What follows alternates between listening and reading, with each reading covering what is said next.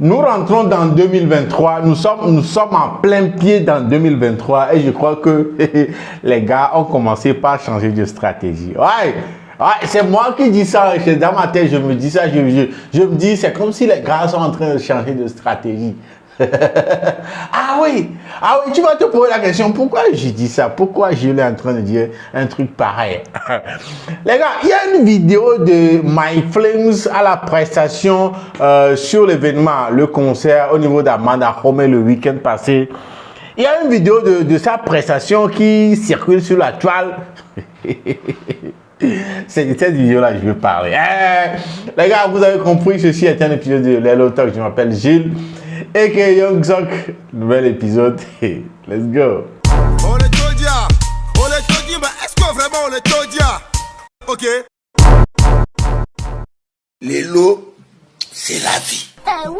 J'ai dit c'est comme si les gars ont commencé par changer de stratégie. Mais pourquoi je dis ça? Tout d'abord, il s'agit de cette vidéo-là, de l'appréciation de My Flames. Voilà, quand il pressait Ayo sur la scène du concert d'Amanda Home organisé par Questa, comme d'hab. Voilà, chaque année, il y a toujours un concert à la fin d'année, dans les périodes de fête qui est organisé, ou un concert, un événement sur lequel on rassemble le maximum possible d'artistes. Et bon, c'est une très bonne chose. Voilà, et cette année aussi, voilà, ça a été le cas. Et My Flames, comme d'habitude, était sur le concert. Quand il prestait Ayo, il s'est passé un truc. Il sait pas. Ceux qui ont regardé la vidéo savent déjà de quoi je parle. Mais je vous laisse regarder cette vidéo-là. Ceux qui ne l'avaient pas remarqué, ceux qui ne l'avaient pas regardé déjà, regardez la vidéo dont je vais parler. Regardez.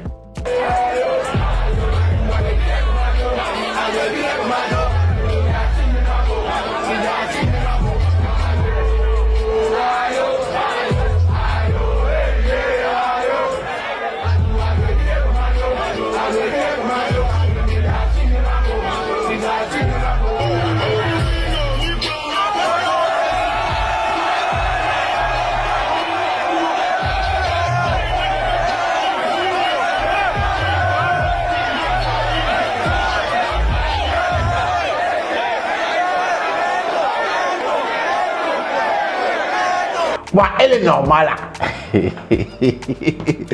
Vous pensez que c'est normal ça? Comment est-ce que deux artistes, on sait très bien la relation qui lie My Flames Ghetto V, on sait très bien la relation qu'il y a entre les vrais fans de Ghetto et les vrais fans de Mike. Ils s'entendent jamais. Ils vont, genre pour le moment, tout porte à croire qu'ils vont jamais s'entendre. Pour le moment, il n'y a pas de signe d'une quelconque réconciliation, bon, dans les futurs proches. Non. Dans l'interview que Ghetto V m'avait accordé, il a été catégorique.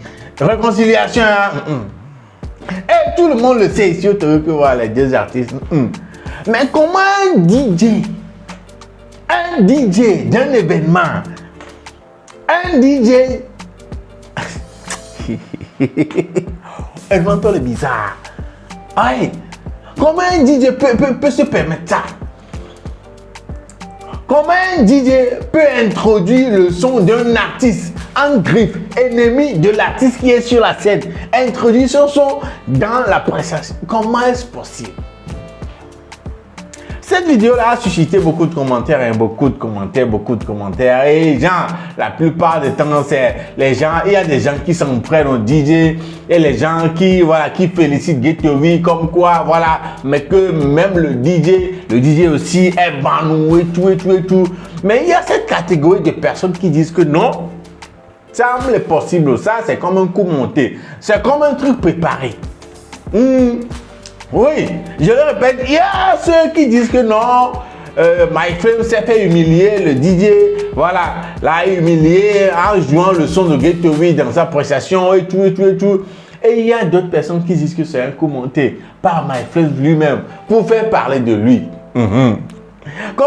Qu'est-ce que vous pensez de ça? Est-ce que, bon, c'est une stratégie pour le buzz, pour faire parler de lui, ou, voilà, c'est un truc, c'est un accident, c'est un incident, c'est... Est-ce que c'est le DJ qui a été maladroit, qui a... Comment est-ce qu'on peut expliquer ça?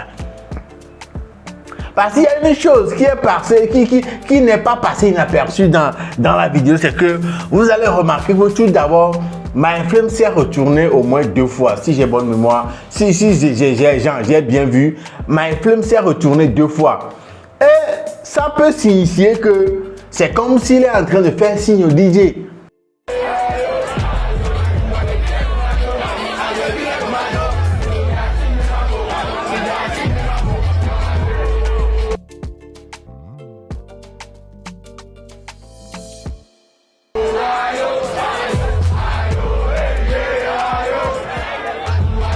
Au cas où la vidéo, ce qui s'est passé dans la vidéo est une stratégie de MyFlames.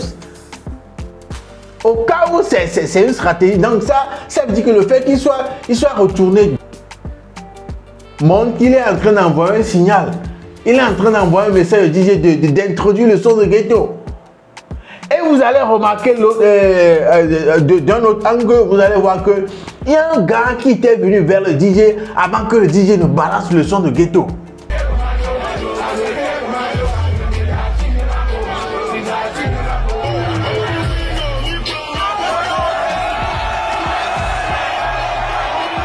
Ce gars, genre, j'ai pas bien regardé la personne, ressemble plus au backer de MyFlames. Et je crois qu'il tient en sa main un micro. Oui, si j'ai bien vu quelqu'un tenant un micro qui n'est pas artiste, ça ne peut qu'être le backer de MyFlames, leur staff, qui est venu voir le DJ avant que le DJ ne balance le son de ghetto. Si tout ce que je dis que j'ai vu là, dans la vidéo sont corrects, ça veut dire que c'est un coup planifié. It's a planting. Ah oui, parce que je ne comprends pas, je sais pas comment un DJ va jouer le son d'un autre artiste quand un autre artiste est en train de prester. Et dire que les deux artistes en question ne sont pas de potes, ne s'entendent pas, c'est un peu bizarre. Je trouve ça très difficile à un DJ de faire l'erreur là. Mais tout est possible, hein. Tout est possible. Et depuis la fois que j'ai regardé la vidéo, je suis toujours troublé. Quand je me dis, ah, c'est quoi? C'est quelque chose de prévu, d'organiser de la part de Mike, ou bien le DJ est vraiment bon, comme le disent certains, qu'il est vraiment bon. Il a fait ça pour embêter Mike. Il a manqué de professionnalisme et il a genre, il est seulement comme. Mais c'est ce que j'ai vu, ce que je dis avoir vu. Ce que je crois avoir vu, MyFlame tournant la tête 2 fois, quelqu'un venant vers le DJ, quelqu'un ressemblant à leur staff, le backer de Mike, avant que le DJ ne balance le son. Si tout ça là est vrai, donc c'est programmé, c'est planifié. Mais si ce n'est pas le cas, c'est très bizarre. Les gars, je ne vais pas trop parler. Dites-moi de votre côté, est-ce que vous pensez que c'est un truc planifié de la part de MyFlames? Non! Allô? C'est le DJ qui n'a pas été professionnel, c'est le DJ qui a joué au clown, c'est le DJ qui est vraiment un fervent fan de ban, un fervent fan de Ghetto B, et il a joué un sale coup à MyFlames. Parce que vous allez remarquer même que quand le gars a balancé le son de Ghetto, MyFlames n'était pas aussi étonné que ça.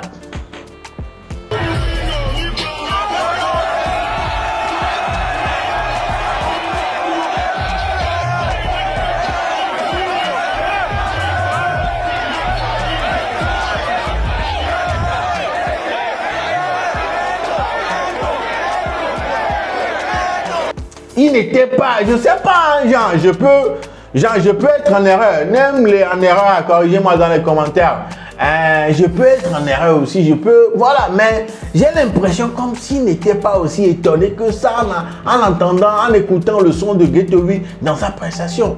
Mais les gars, je suis là devant vous, je suis venu vers vous pour vous demander comment est-ce que vous trouvez ça. Qu'est-ce que vous dites de ça? Est-ce que c'est un truc planifié ou bien c'est un incident? C'est le DJ qui a joué au clown, qui a manqué de professionnalisme, il a fait ça ou bien, voilà, dites-moi dans les commentaires quoi, parce que c'est bizarre.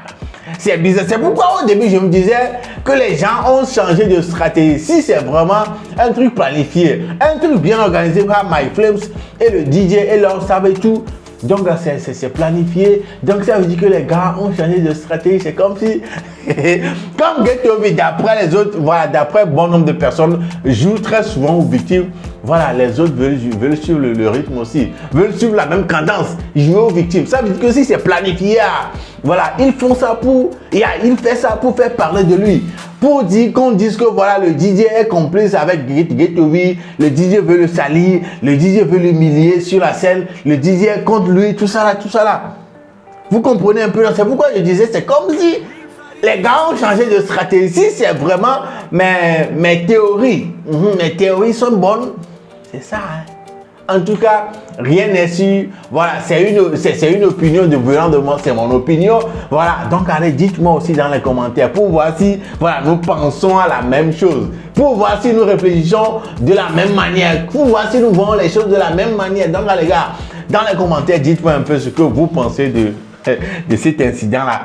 Dites-moi ce que vous pensez là. Dites-moi. Et là, en tout cas, c'est juste pour ça que je suis venu. Et ceci nous ramène à la fin de cette vidéo. Et les gars, ceci nous ramène à la fin de cet épisode de Lelo Talk. Je m'appelle Jules et Young Zoc. Et n'oubliez surtout pas mon restaurant préféré, Burger Fabrique. Et n'oubliez pas, quand vous pensez restaurant là, quand vous pensez à commander des gâteaux, à commander des trucs, dont vous avez besoin de service traiteur, vous avez besoin des services d'un pâtissier, d'un cuisinier là, vous connaissez l'adresse Burger Fabrique all the way, all the fucking way. Now guys, you already know Burger Fabrique, contactez-les, ils sont là, grand-bas pour vous. Les gars, on se donne rendez-vous au prochain épisode. Ici là, portez-vous bien. Salut. Les lots, c'est la vie. Ok.